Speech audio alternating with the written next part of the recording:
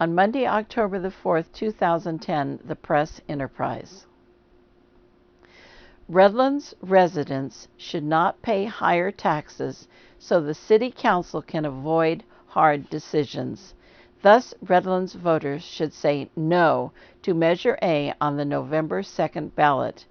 A temporary cash infusion that fails to address the central reasons for the city's red ink budgets would only reward irresponsibility. Measure A would impose a 0.5% sales tax increase on retail purchases in Redlands, boosting the city's sales tax rate to 9.25%.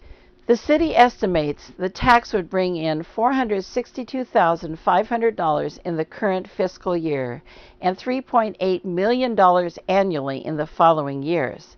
The tax would expire after 10 years. But this tax hike is a prescription that would not cure the city's underlying financial ills. City Manager Enrique Martinez properly diagnosed Redlands' conditions in his budget message in June. The city boosted workers' salaries and benefits in the 1990s without any way to pay for these increases. Martinez called the city's current financial squeeze the disastrous result of substantial structural budgetary deficiencies dating back at least 15 years. Measure A does not even address that issue. Instead, the proposal asks residents to pay more for 10 years to cover those unfunded compensation increases to employees.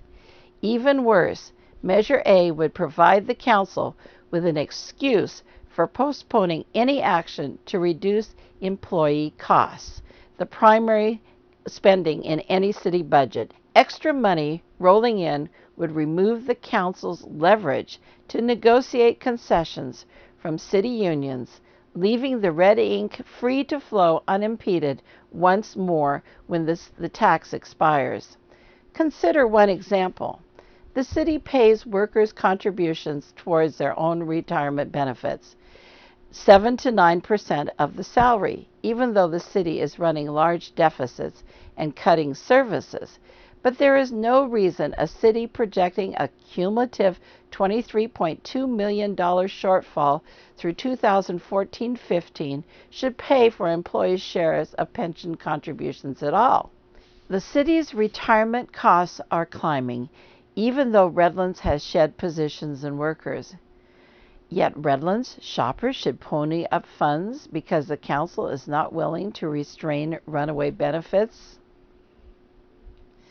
Yes, the economic downturn has hit the city's budgets hard, but Redlands has struggled with deficits even in good years.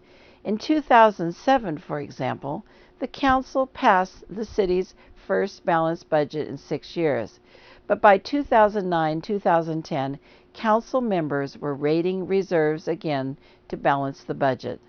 The city's current $50.5 million general fund budget required more than $877,000 in reserves, even after assuming money from Measure A would help plug the gaps.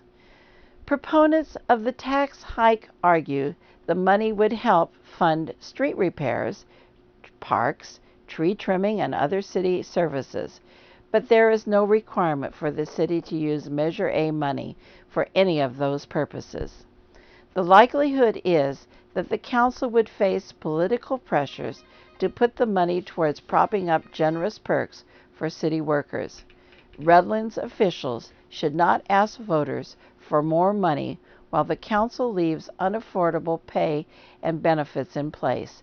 A sales tax hike would reward timid fiscal oversight, not rescue Redlands. Voters should reject Measure A.